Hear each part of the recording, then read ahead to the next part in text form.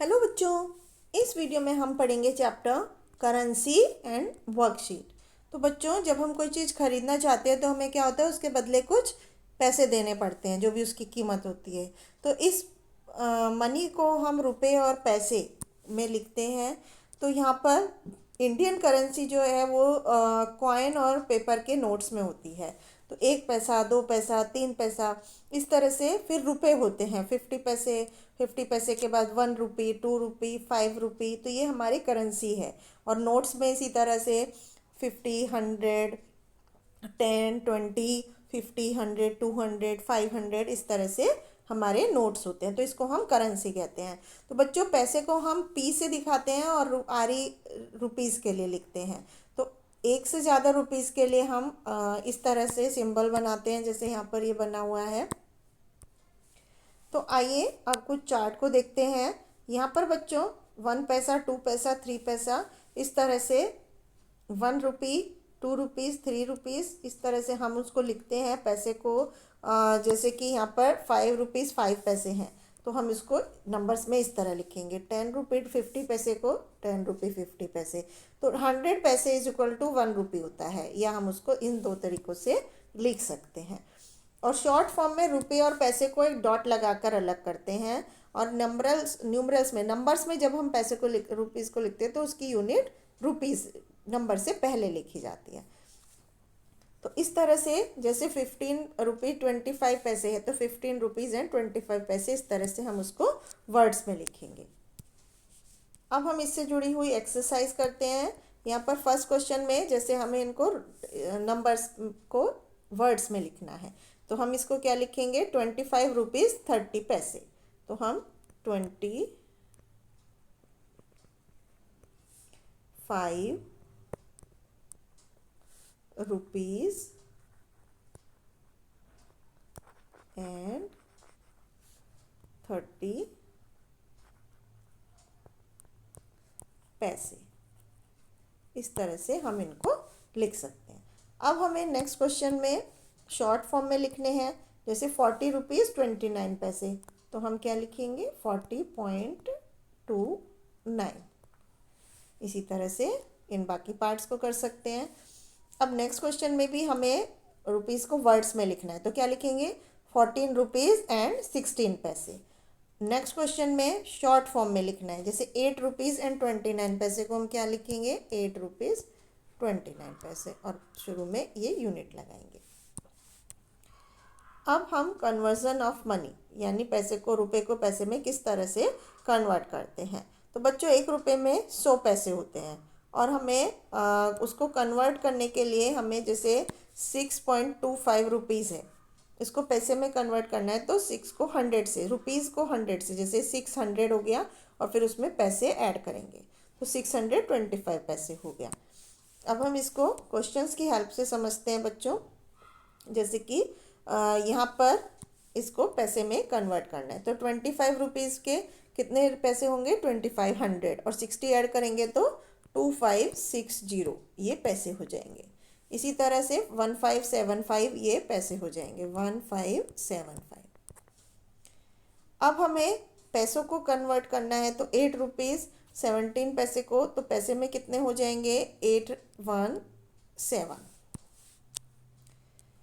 अब next question में rupees में कन्वर्ट करना है, तो हम क्या करते हैं, सिंपली एक डॉट पुट करते हैं राइट साइड से 2 नंबर छोड़ करके, जैसे कि 43.25, ये रुपीज़ हो गया। 8.45, ध्यान रहे बच्चों, राइट साइड से 2 डिजिट छोड़ के, क्योंकि 1 रुपये में 100 पैसे होते हैं, तो 2 प्लेसेस छोड़ के, वंस और टेंस का प्लेस छोड़ के फिर हमें डेसिमल लगाना है, तो उतने ये रुपीज़ में कन्वर्ट हो जाएगा।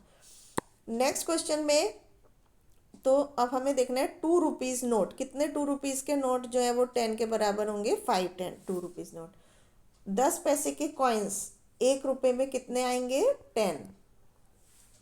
इसी तरह 1 रुपये में 50 पैसे के कितने कॉइन्स आएंगे, 2। टोटल हमें 100 करना है, 100 पैसे इज इक्वल टू 1 रुपीज़ होता है।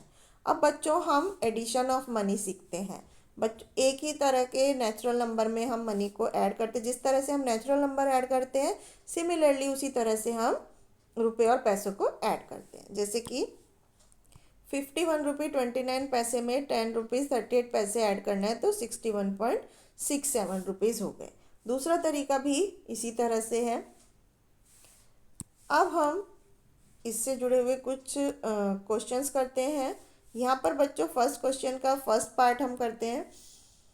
5 + 8 13 73 रुपये पैसे हो गए। अब इसी तरह से 3 + 2 5 और 6 + 3 9 सिंपल नेचुरल नंबर की तरह हमें इन्हें प्लस करना है। अब हम नेचुरल रुपये और पैसे को प्लस करें तो 5 + 4 9 4 + 3 7 37 रुपये 79 पैसे। इसी तरह से 101 रुपीज़ 99 पैसे।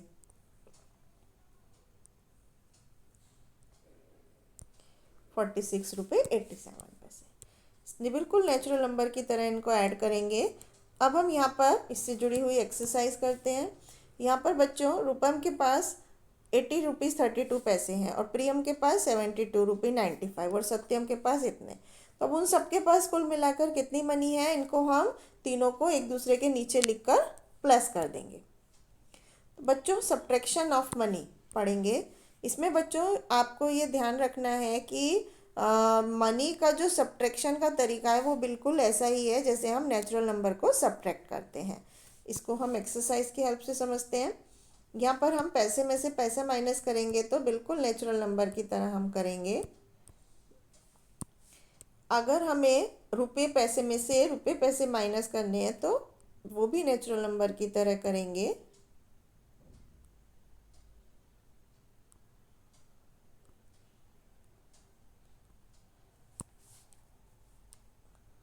अब हम इससे जुड़ी हुई कुछ वर्ड प्रॉब्लम करते हैं। यहाँ पर बच्चों मेरे पास 75 रुपये 80 पैसे हैं और मैंने 25 रुपये 60 पैसे खर्च कर दिए। तो अब मेरे पास कितने पैसे बचे बच्चों? तो हम 75.80 में से 25.60 माइनस करेंगे तो 20 पैसे बचे और 50 रुपीज़ बचे। तो इस तरह से हम इनको सब्ट्रैक्शन करेंगे। मल्टीप्लिकेशन भी मनी का सेम नेचुरल नंबर के मल्टीप्लिकेशन की तरह होता है।